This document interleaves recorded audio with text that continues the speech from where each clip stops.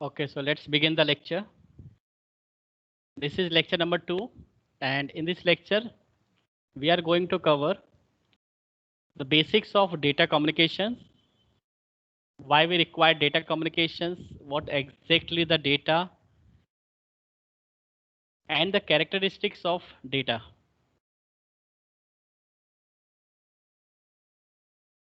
Then components of data communication.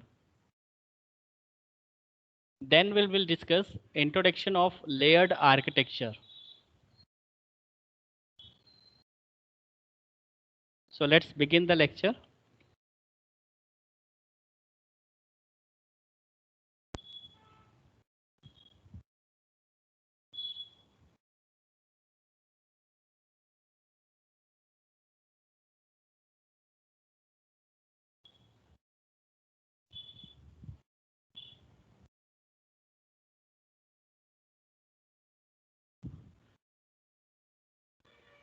First of all, what is data communication? So data communication are the exchange of data between two devices. So suppose we have two devices. You can consider two devices like two mobile phones, two computer system, two workstation, two server, right? You may consider any two devices.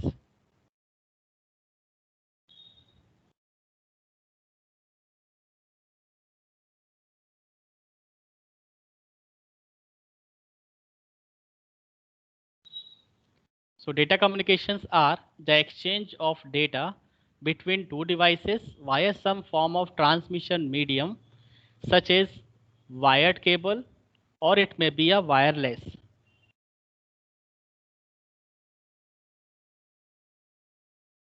So for data communication to occur, the communicating devices must be a part of communication system made up of a combination of hardware and software. This is the basic definition of data communications.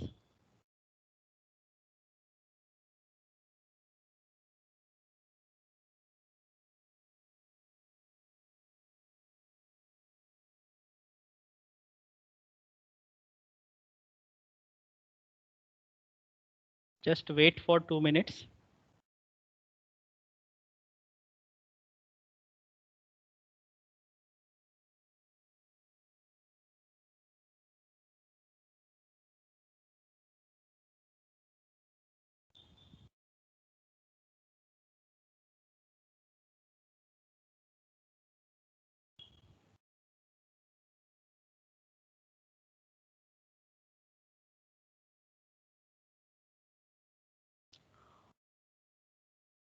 Okay, so data communication, we were talking about the data communication. That means exchange of data. So whenever you transfer the data from one device to another device, that means you are performing the data communication. So it has the simple meaning, exchanging of data between two devices. Now, by doing exchange of data between two devices, their two devices must be connected with certain medium. Like if you are communicating by two smartphone, it will be connected by wireless medium. Suppose you are situated at lab and two node are connected by some cable medium, and suppose you are using messenger applications to forward the message to your friend.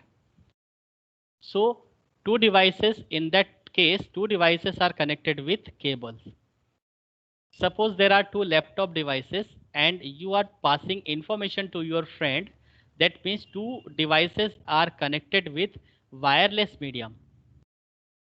So medium can be wired or wireless, but medium should be there. That is the essential part for data communication. So it is very essential that if two devices wants to communicate to each other, if two devices wants to share some data from one devices to another device, it must connected with any of one medium, whether it could be a wire medium or wireless medium.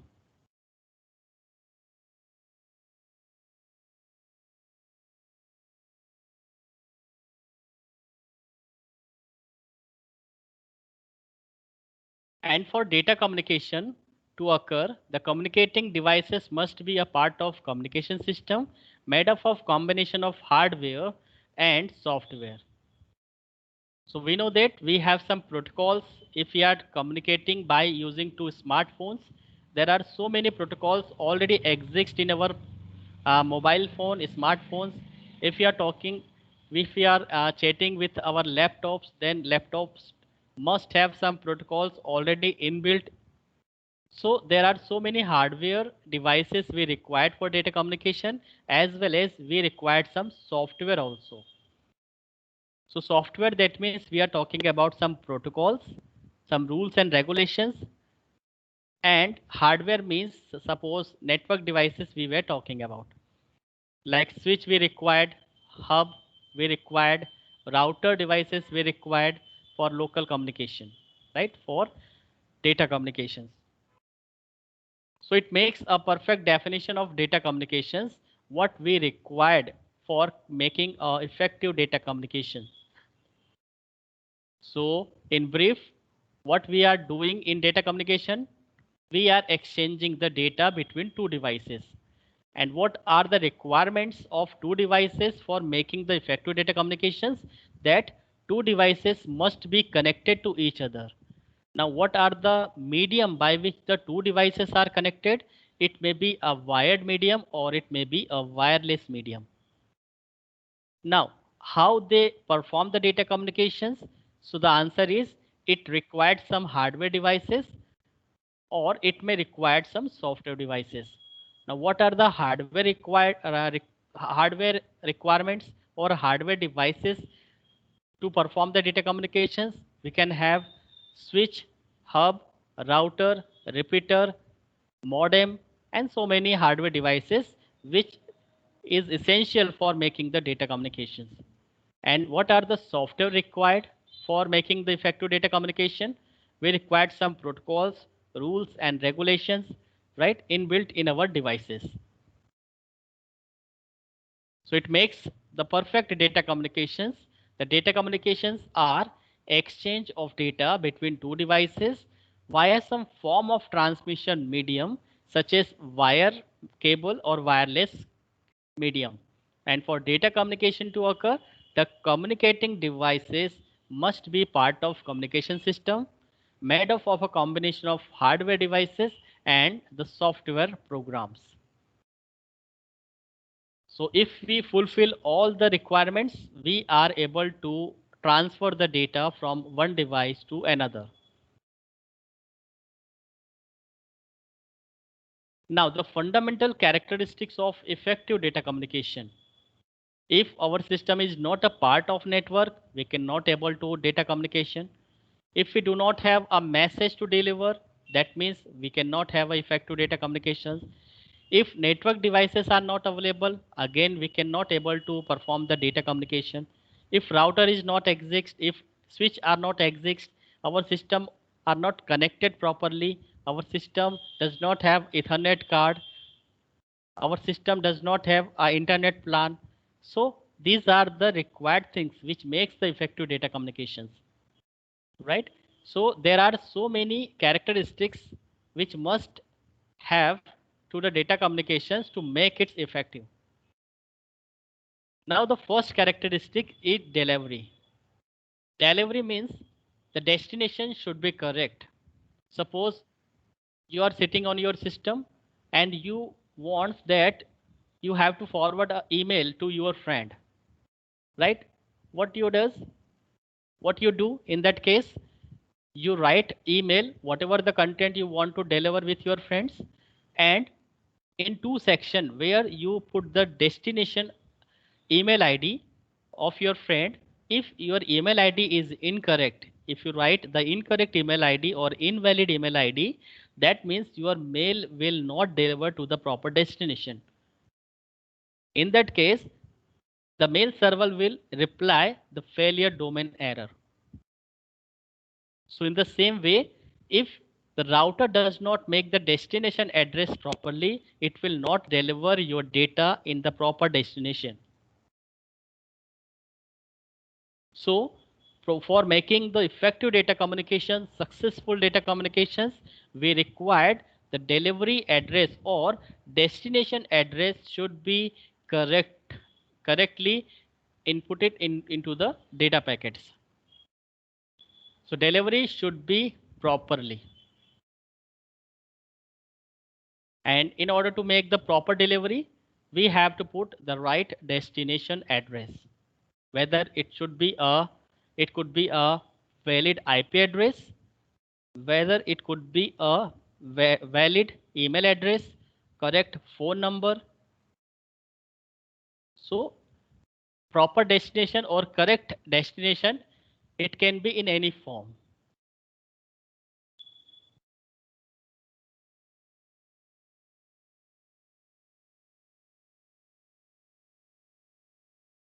All right.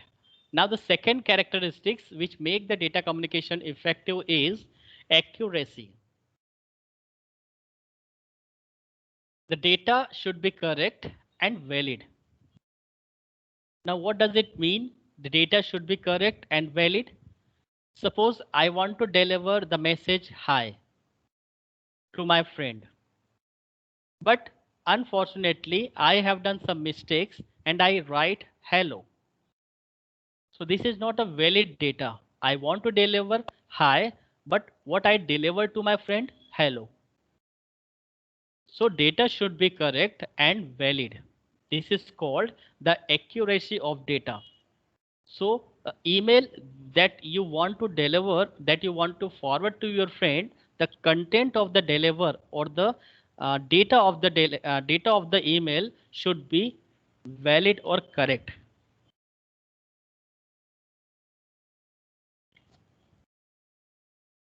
So second characteristics which makes the data communication effective is accuracy. So in accuracy, we are talking about the data that should be correct or valid. Third one is timeliness. The data delivery must be on time, right? Suppose tomorrow is your exams. I forward some messages to my students that tomorrow is your exam. But due to some reason, due to some network failure, the message is not delivered to you and it is received by day after tomorrow. So if message are not reached to the destination on time, that means it is not a timeliness. So whatever data or whatever email that I deliver to my friend or you deliver to your friend, it should be on time. There should not be a network failure problem and the delivery should not be delay to your email or your messages. So it should be a timeliness. So always on time delivery is called timeliness, and that characteristics makes the data communication effective. Now the fourth is jitter. Now jitter is what? The less obstacle and less noise. We know that in practical scenario, there are so many noise are available into the network. In the recently last 2 or 3 days, there are a cyclone coming from the Saurashtra area. Now, due to this tsunami or due to this cyclone, there are so many obstacles present into the network, which makes the failure of data communications.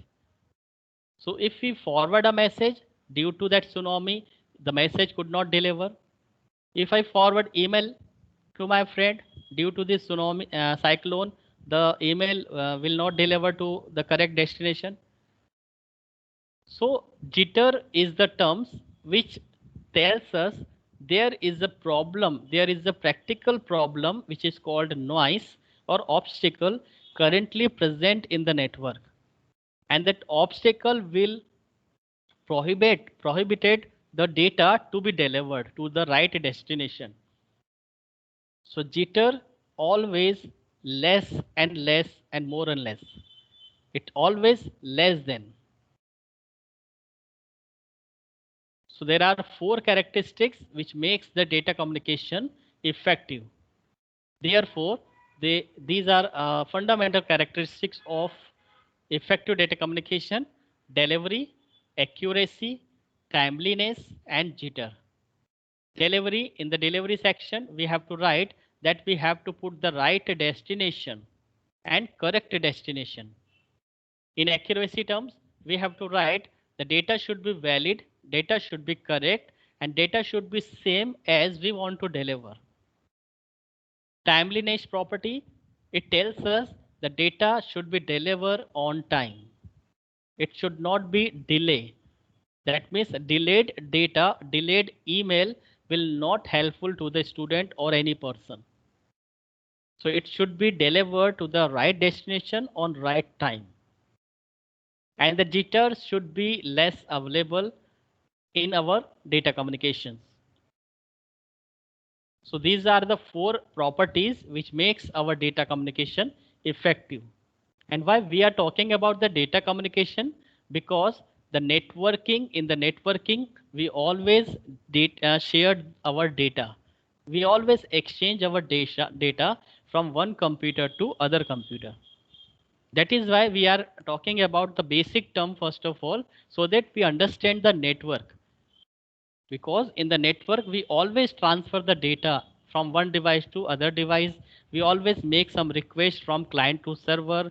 We always write some keyboard onto the Google and request to the server that I want that particular images, I want to answer for that particular questions. We always making some questions to the Google server that I want to answer for that question. So this is the client server architecture, and we always shared or exchange data between two devices.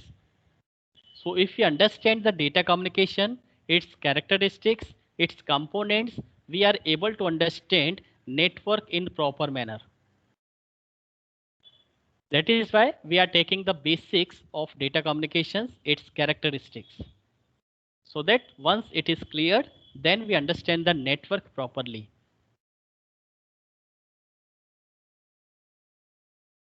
Now, we will talk about the component used in data communications. Suppose you want to start the data, exchange of data from one device to another device.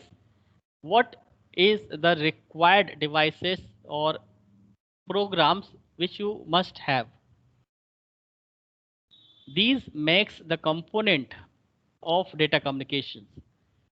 So we have a 5 different component which are very essential to make the data communications. Now first is message. We should have a content that is to be transmitted. Suppose you want to deliver a message to the user, you must write the message first of all. What you want to deliver? Suppose I want to deliver hello message to my friend. So first we prepare the message. If we do not have message, what I deliver to my friend? Right? So message should be there, and we should have a content that is to be transmitted. So first component which is very essential is message. Now second device is sender. Source machine with IP address should required. Now this is my device and I am making data communication by using this device. So the device must follow some rules and regulations. Now the rules is our device must be connected with the internet. Our device must have a single IP, unique IP address, right? And that device become the source machine. So we must have a single device, whether it could be a node, workstation, server, smartphone, tablet, whatever be the reason. So we should have a single, at least single devices which start the communication, which start the data transferring. So sender means the source machine with IP address should be required. If we do not have a sender machine, if we do not have any source machine, we cannot initiate the data communication. We cannot initiate the exchange of data. In the third section, third one is receiver. Suppose we have a message. We prepared our message with proper content, and sender devices we have a source machine, and there is no receiver machine. So हम data किसको transfer करेंगे? To whom we deliver the data? If receiver machine is not exist, if IP address of the receiver address is not exist, then to whom we transfer the transfer the data? हम किसे email transfer करें, किसे हम message transfer करें? So in the destination point, we must have a receiver device also. So receiver machines with IP address should required. This is the requirement of receiver machine. Now fourth, transmission medium, wired and wireless medium should required. Now suppose we have a message, we have prepared the content of that message.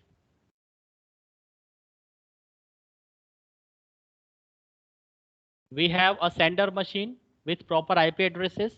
We have the receiver machine with proper IP addresses, and both are correct IP address, both are valid machines, both are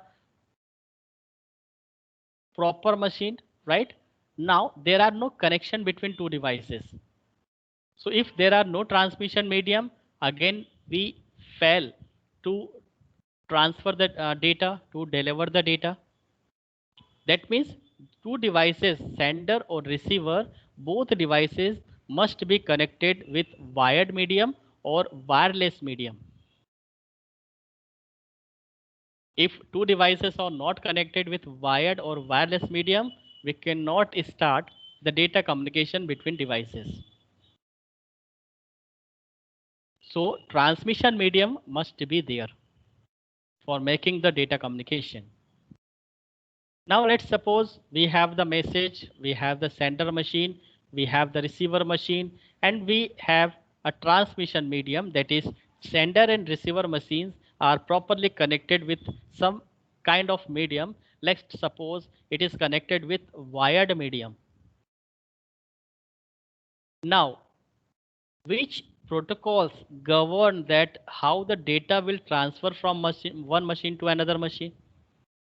So there must be some protocols, there must be some rules and guidelines and regulations which govern how the data will transfer from one machine to another machine. Like I want to transfer my file to server, we required a protocol called FTP, File Transfer Protocol.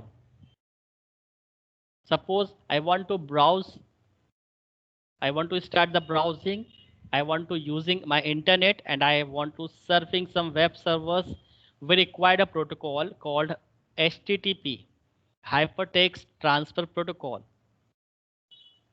Suppose I want to deliver a mail to my friend, I required a protocol called SMTP and POP3, Simple Mail Transfer Protocol and Post Office Protocol version 3. Suppose I want to check my IP, I want to provide IP to my machine dynamically, we required a protocol DHCP, Dynamic Host Controlling Protocol. Right? Suppose I want to make the connection to client and server. Before initiating the data transfer, we required a protocol TCP, Transmission Control Protocol. Right? Suppose I want to deliver my data, I want to exchange my data between two devices, and we need not to establish the connection. So in order to perform this kind of task, we required a protocol called UDP, User Datagram Protocol. Right? So what I mean to say that there must be some rules and regulations, there must be some protocol exist in the system which governs how the data is to be transferred from one devices to other devices. So for different functionality, OSI reference model gives us a different protocols in order to successful data communication, right? So there are 5 major component which makes an important role, which play an important role for making the data communication successfully. So we should have a 5 component. इसमें से अगर एक भी component unavailable है, यदि available नहीं है, we could not able to start the data communication. So messages should be there, sender machine should be there, receiver machine with proper IP address should be there, transmission medium, both devices must be connected with each other by some kind of media, wired or wireless, and there must be some protocols which govern how the data is to be delivered from sender to receiver. So these are 5 major components which makes important roles for making the data communications. So I hope you clear what are the components used in data communication. Yes, sir. Now, why we need network? The next question arises in our minds. Why we need network? So very simple example, we want to share our program, we want to exchange our data, we want to share our hardware devices also, right? We want to share software devices, software programs, right? So these are the requirements which makes that network is required. Suppose you required computer networking nodes, materials. If we are not connected to each other, if you are not provide me valid email addresses, right, and our system is not connected with network, then I could not able to send the material to you. This is called the data and information sharing. You always used to communicate with your friends in WhatsApp. So this is the data and information of sharing, right? You always shared images, poster, pamphlet, and any other information socially, right? So this is called the sharing of data and information, and this is only possible by using the network. If network is available, that means so many devices are connected directly or indirectly to each other with some wired or wireless medium. Then it is able to exchange of data between two devices. Otherwise, if network is not available, we could not able to send or deliver a single page to my destination machine. In the same way, hardware sharing, that means some hardware devices designed for a sharing mode. Printer and scanner is one of the most popular example of hardware sharing. In one department, there are suppose 15 faculties. Let's suppose in our department MCA, we have 7 different faculties, and all 7 faculties uses only single printer. So we have a protocol that if we install a printer in a particular machine with proper device driver software, and if we shared the printer, then means all the 7 faculties can give the print to that particular printer and get our printout one by one. This is called the hardware sharing. So it is possible due to the network. It is possible due to the sharing property of the network. If network will not provide this kind of sharing property, so we cannot share any hardware devices, and somehow we have to provide 7 different printer. We have to purchase 7 printer to different 7 faculties. It is very cost, it makes the more cost to the organization. So due to the network, we have reduced the cost by using a single printer sharing to the 7 different faculties. So this is called the hardware sharing, and this is possible due to network. And you are socially connected everyone having the account in Facebook. You are chatting to your friends, you are posting some post in the Facebook. These are all possible due to network, right? So many e-commerce website you are purchasing online everything, and you got the product at your house. This is possible due to the network.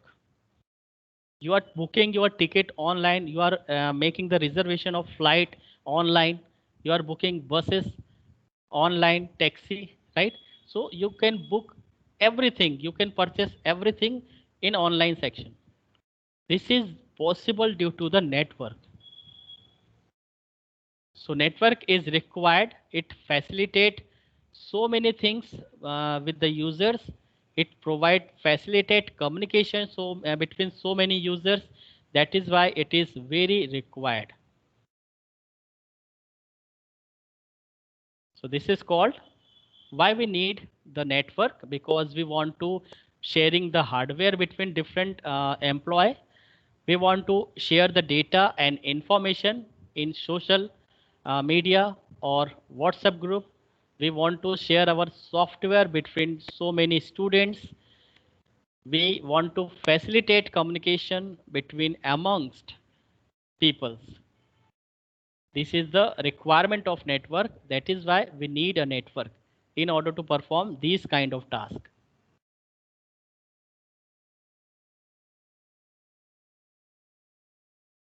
Now, the concept of layering. Suppose we want to deliver a data. Now, how data is to be delivered, right? So we know that these are some component: message, sender, receiver, transmission medium, and protocols. These are the 5 major component which plays an important role to data communications. Now, overall, if we see around us that in the world, so many devices are connected, millions, trillions of devices are connected. Every devices must have IP addresses. So protocols tells us set of rules. So how we start the data communications. So therefore, the concept of layering comes into the picture. There must be a layered architecture of data communication. That means the data communication take place in layer wise. Step 1, step 2, step 3, and so on.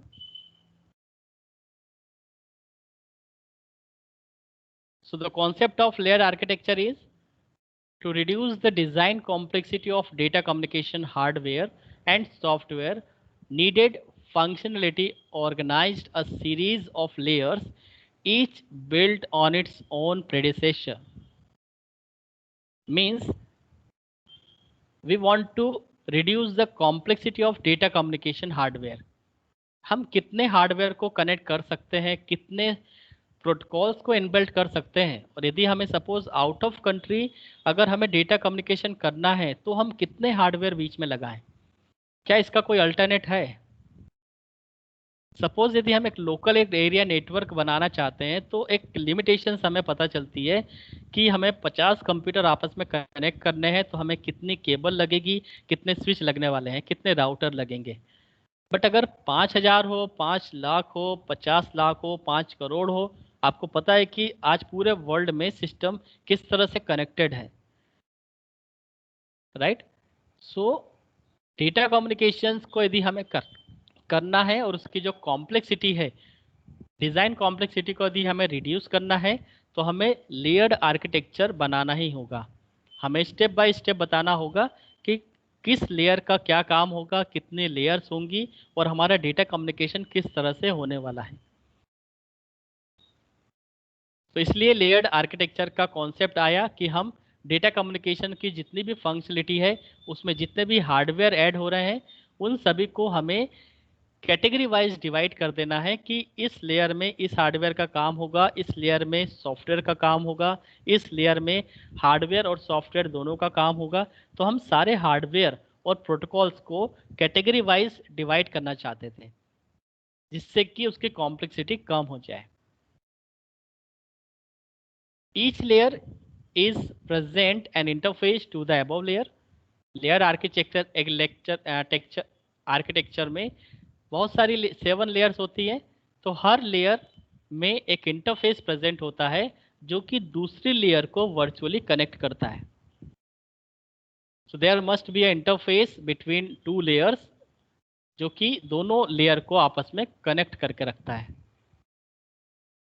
Several tools have been developed to help protocol designers understand subpart। इसके अलावा बहुत सारे tools भी available है, develop किए गए, जो कि प्रोटोकॉल्स की डिजाइनिंग में हेल्प करते हैं। One of the important tools is called layering model. उसी में से एक टूल का नाम है लेयरिंग मॉडल, जो आगे चल के OSI रेफरेंस मॉडल बना। So we have 7 different layers in OSI reference model. वही एक टूल है जिसको हम लेयरिंग मॉडल बोलते हैं, और वही layering model OSI reference model बना, जिसके अंदर टोटल 7 लेयर्स आई। और वो 7 लेयर्स को उसी ऑर्डर में याद रखना जरूरी है। पहली है उसकी फिजिकल लेयर, सेकंड है डेटा लिंक लेयर, थर्ड है नेटवर्क लेयर, फोर्थ है ट्रांसपोर्ट लेयर, फिफ्थ है session layer, presentation layer and application layer.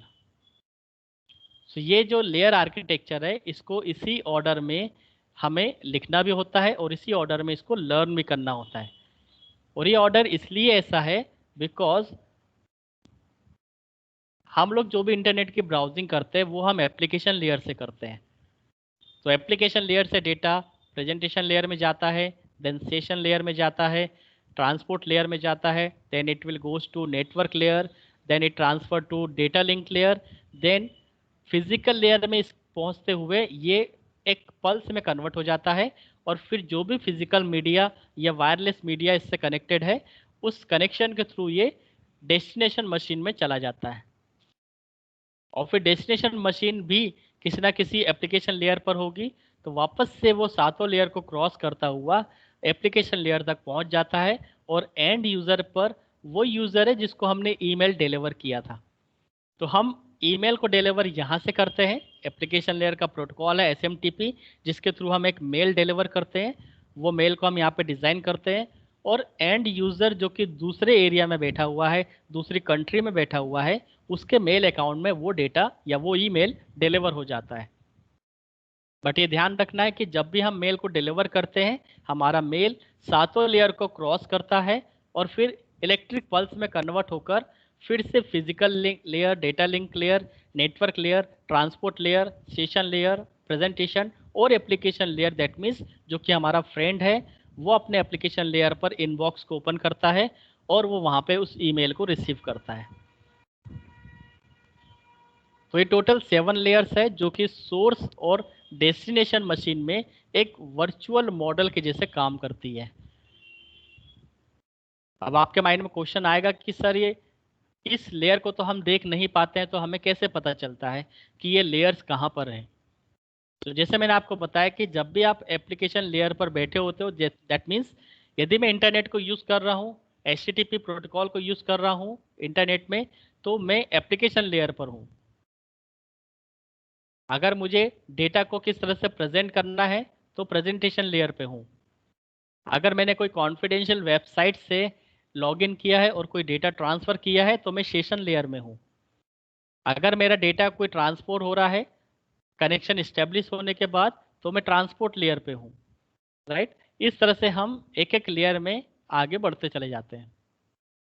तो हम वन बाय वन हर एक लेयर के बारे में भी पढ़ेंगे, उसके कैरेक्टरिस्टिक्स क्या है, वो किस तरह से फंक्शन परफॉर्म करती है, डेटा को किस तरह से किस फॉर्म में वो अरेंज करती है और डिलीवर करती है, वो सब हम one by one unit wise पढ़ेंगे। फिलहाल आपको इतना पता होना चाहिए कि OSI रेफरेंस मॉडल एक वर्चुअल मॉडल है जिसमें कुछ हार्डवेयर का कलेक्शन है और कुछ सॉफ्टवेयर का कलेक्शन है। सॉफ्टवेयर में स्पेशली प्रोटोकॉल्स का कलेक्शन है। इन हार्डवेयर और सॉफ्टवेयर के कलेक्शन से एक वर्चुअल मॉडल तैयार किया गया है जिसको OSI रेफरेंस मॉडल नाम दिया गया। ओपन सिस्टम इंटरकनेक्शन, यही हमारा लेयर्ड आर्किटेक्चर है और इसी आर्किटेक्चर के बेस पर डेटा कम्युनिकेशन पॉसिबल हुआ। और इस लेयर्ड आर्किटेक्चर में जो 7 लेयर है, इसके ऑर्डर को हम डिस्टर्ब नहीं कर सकते। सभी लेयर एक दूसरे से एक इंटरफेस से कनेक्टेड है, तो हम फिजिकल लेयर को 4th स्टेप पे नहीं रख सकते और ट्रांसपोर्ट लेयर को 1st स्टेप पे नहीं रख सकते।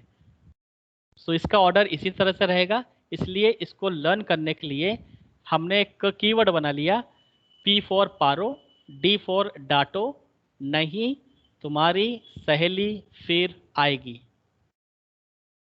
तो आप इसके एक एक अल्फ़ाबेट ले लो। तो N से हो जाता है नेटवर्क, T से हो जाता है ट्रांसपोर्ट लेयर, S से हो जाता है session layer, P stand for presentation, A stand for application layer, D stand for data link layer, P stand for physical layer. So Paro ditto नहीं तुम्हारी सहेली फिर आएगी, इस ऑर्डर में यदि हम ये लर्न कर लेते हैं तो हमें लेयर का एक ऑर्डर मेंटेन हो जाता है और वो इजीली लर्न हो जाता है कि हमें किस ऑर्डर में 7 लेयर को लिखना है। सर हाँ बोलो। अगर सर बीच में अगर कोई लेयर स्टॉप हो जाए तो वो फर्स्ट लेयर से शुरू होगा या जहाँ पे खत्म हुआ है वहां से ही शुरू होगा?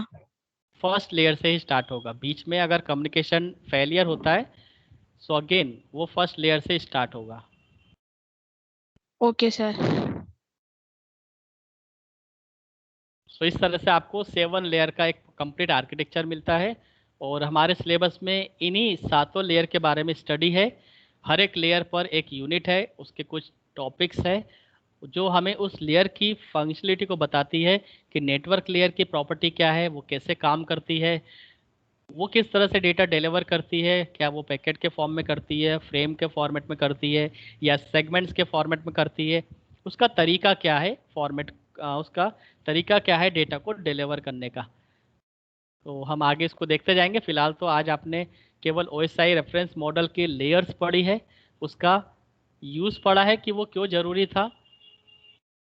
नेक्स्ट इनकमिंग लेक्चर में हम आगे बढ़ेंगे और एक एक लेयर के कैरेक्टरिस्टिक्स को स्टडी करेंगे। So this is all about today's lecture content.